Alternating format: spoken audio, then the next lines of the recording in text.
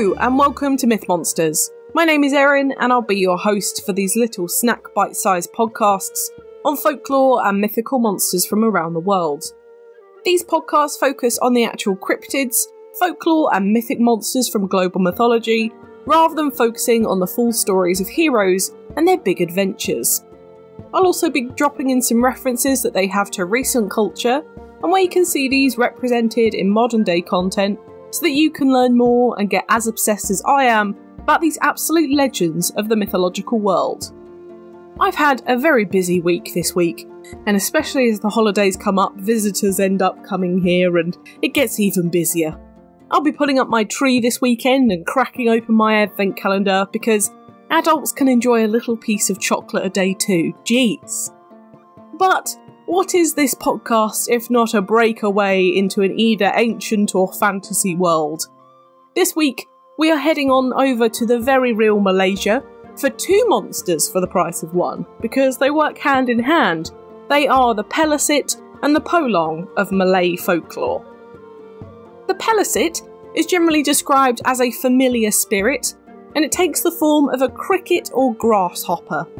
Nothing fancy about it, it just looks like a grasshopper. It's no bigger than usual or has scary teeth. It's just a grasshopper. The Polong, however, is said to be a formless spirit. However, some reports are that they take a female form whilst being completely made out of blood and are about the size of the first joint of a finger, so super tiny. There are also sources that say they can take the shape of a kris, which is a wavy shaped dagger, with eyes on the handles and the blade being their neck, but these are very far and few between. But it's more the creation and what they do that's more interesting than what they look like in this case, which is pretty unusual for our monsters. The Pelesit and Polong go together because they work like a guiding system and a missile, and they are summoned to work together. They're usually only summoned by women, who in turn are granted exceptional beauty and are called mother by the spirits. But the intent is either to seek personal revenge and use them as weapons, or to enact others' revenge and profit like an assassin organisation. They can be summoned by men though, but they don't get the beauty bonus that women do, and it was a lot more frequently done by women due to this added extra. So how does this work exactly? Well, we need to go into their summoning first. The woman would summon the Polong first by either murdering a man or getting a murdered man's blood. She would keep this in a flask that is wide enough to fit your ring finger in, and that is important for later. And over the course of a week or two, the woman would say incantations, and the Polong would appear when chirping sounds came from the flask. This is where the ring finger comes in, because the ring finger is known as the spirit finger, and you have to feed this spirit some blood from your finger, which tames it to listen to you. Think of it as Audrey 2 in Little Shop of Horrors. If you don't do this, the Polong would go crazy and break its containment to suck the blood out of you instead. Once this is done, you can summon the Pelesit.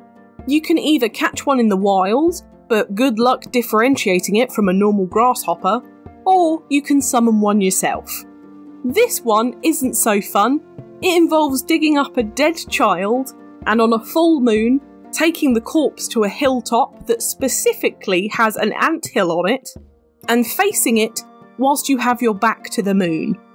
The woman would then read a bunch of incantations and the child would then stick its tongue out. She would then have to bite it off. Yes, you heard me, it's pretty gross. You'd then have to keep the tongue in your mouth and run to where 3 roads meet, and let's hope they're close, because then you'd bury it and wait for a Pelesit to turn up. It's not very pleasant.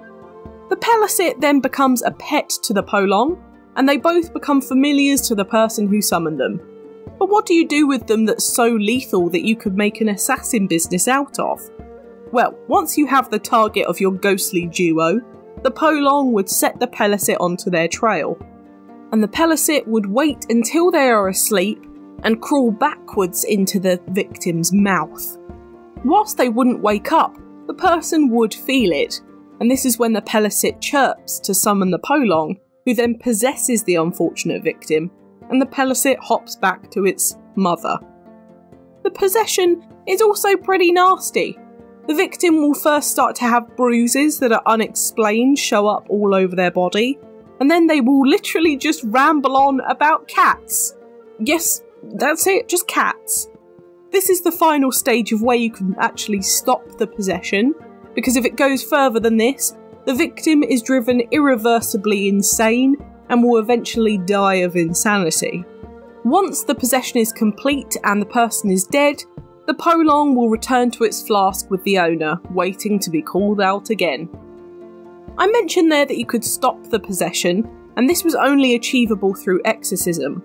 The exorcism is strange in itself, and is performed by a shaman called Duncan in Malay or Bomo in Indonesian, by asking the Polong very kindly who its owner is, and if they tell you, you can just go ask the person to recall the spirit and stop. I don't know how likely it is that they would, but it's worth a try. However, most Polong don't like being asked who they're commanded by, and will make the possessed person lash out or hurt themselves.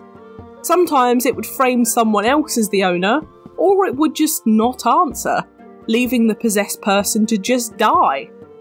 You could also fail the exorcism, don't ask me how, which meant that the Polong would move to you as soon as the original victim was driven mad, and do the same to you for attempting to exorcise it. There were some downsides to owning these spirits though, as if you decided to change your ways and get rid of them, it was quite tricky. You would usually have to pass this down to a family member or someone else, but if you wanted to truly be rid of them, you would need to bury it in a bottle. But that's if you can do it before it realises and possesses you too for attempting to kill it. The Pelesit can only be killed through decapitation, but that's only if you can catch it first. It's a grasshopper, and I'm not entirely sure how you would go about decapitating a grasshopper, but you're most likely to find it chilling at murder scenes outside of the summoner's home, where it would just eat turmeric rice. That was its hobby, apparently. Now, for etymology, we of course have two monsters here, and unfortunately I only have the etymology for one, which is sad. The word Pelesit comes from the Malay word lesit, which means to buzz or whiz, which we all know that insects do. I am gutted that I couldn't find a translation for Polong, but it is what it is, I suppose. Google tells me that it translates to pods from Malay, but who really knows if that's correct? For the history of these two monsters though, I do have more bad news. There's not much on this either. However, from what I could gather, it was mentioned in Hayakat Abdullah, which was a book written in 1849 by Abdullah bin Abdul al-Qadir, who was a Malaysian writer and is considered one of the most culturally impactful writers from this region across time. He mostly worked with the British and Dutch as they invaded the Malay archipelago as a translator, and the Brits apparently found the stories of Malaysian folklore to be very entertaining, one of them being Sir Thomas Stamford Bingley Raffles, and that is a real name, who was a major figure within the Napoleonic Wars as well as the British invasion of Asia. He is still very well known throughout places like Singapore, but of course he massively benefited from taking advantage of native people and claimed that he discovered the already well-established country, very typical of British invaders. Anyway, this book was an autobiography of his travels, and he claimed that he had seen a Pelesit, working very hard on getting to a certain location to, assumingly, possess someone. However, what this doesn't tell us is when the myth started, but assuming this was spread through word of mouth, it most likely had been one that had been passed down for generations at this point in the mid-1800s. But what we do know is that the shamans who exorcise these spirits, the Bomos, have existed and have been vanquishing demons since the prehistoric tribes, and Malaysia has been inhabited since 40,000 years ago with native people, so we really don't know. Whilst belief in these type of monsters still does exist within this culture, the landscape of Malaysia has changed from shamanic belief to Islam, and BOMOs are now generally seen as untrustworthy, so the solution to this monster has at least taken a nosedive in regards to wide belief. It is still encouraged to squish grasshoppers if you see them in your house in Malaysia, just in case a Pelesit is prepping to jump in your gob for the night. So at least that part has remained, I'm sure, at the behest of grasshoppers everywhere. I'm also not too sure if we can call this a moralistic creature, but maybe the folktale moral here is that even though you have an easy way of getting rid of someone, you are always at risk of this solution turning against you, and that stain will last on you on your eternal soul or something like that. Now let's talk crickets and grasshoppers, because they are realistically our real life examples of these monsters this week. Pelesit are supposedly based on bush crickets, which are pretty big for grasshoppers. They are also nocturnal and can mimic noises made by humans. Also, an important question here is, why does the grasshopper go in anyone's mouth?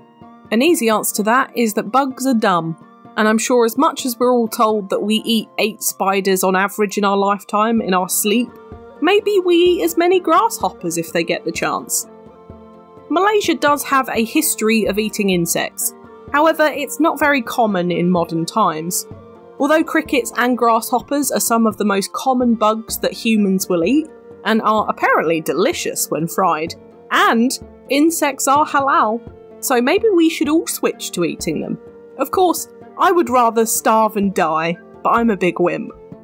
I honestly can't think of anything mythical though to compare this to, and searching mythical creature bosses or commanders just brings up loads of video game references, so the only general thing I can think of is something like Satan or the devil himself, who can command other creatures to do his bidding for him.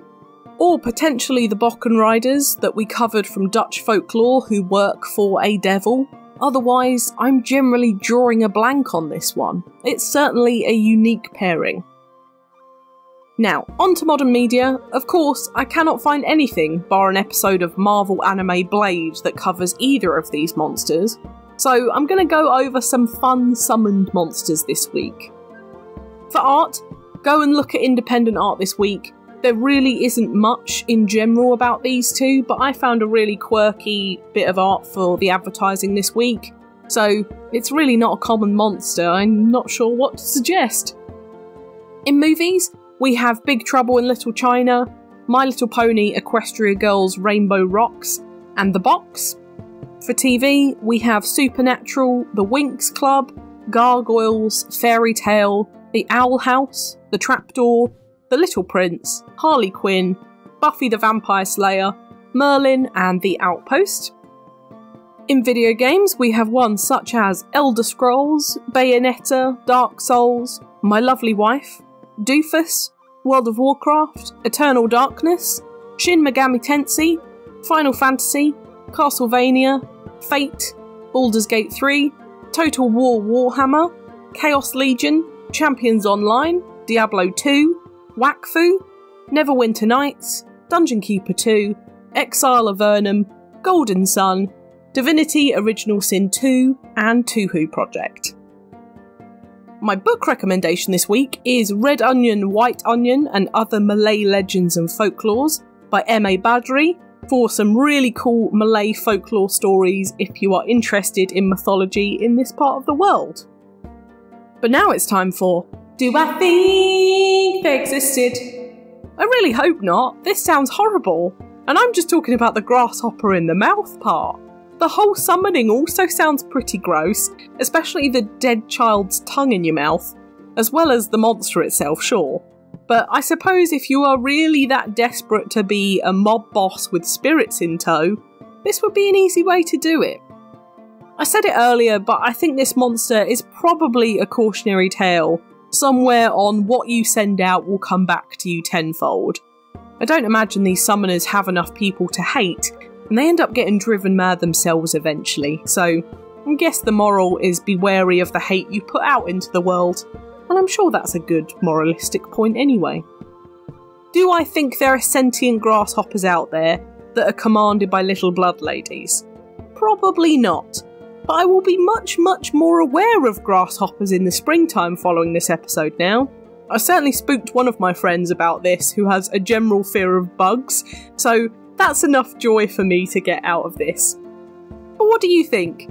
Did the Polong and Pelesit coordinate possessions in Malaysia? Let me know on Twitter, I would love to know what you think. This is a type of monster I've not really covered before. The idea of having a tag team duo is really cool, and I was really surprised when doing the research on this one at how they work together. So I hope there are some more like this in other mythologies that I can bring you, as this one was really fun. Next week though, we are heading over to Germany and looking at a pretty legendary monster, a household or mineshaft spirit who can either help or hinder. Get ready to discover some new rocky elements with the Kobold next Thursday. For now though, thank you so much for listening. It's been an absolute pleasure. If you enjoyed this podcast, please give it a rating on the service you are listening on. I've got the Twitter for any questions or suggestions on what monsters to cover next, and I'd really love to hear from you. The social media handles for TikTok, YouTube, Instagram and Threads are Myth Monsters Podcast, and the Twitter is Myth Monsters Pod. But all of our content can always be found at mythmonsters.co.uk, and you can find us on Good Pods, Buy Me a Coffee and Patreon if you want to help me fund the podcast too. Most importantly, a little announcement, it is Spotify Wrapped Week this week. If you do get us pop up on your Spotify Wrapped, please do tag me in Instagram posts or tag me on Twitter. I would love to see how you've listened in over the year. It's a really fun time of year for me as a podcaster and as a music listener myself. So please do let me know if we pop up on your feed. Come join the fun, share this with your pals, they might love me as much as you do. But for now, stay spooky, and I'll see you later, babes.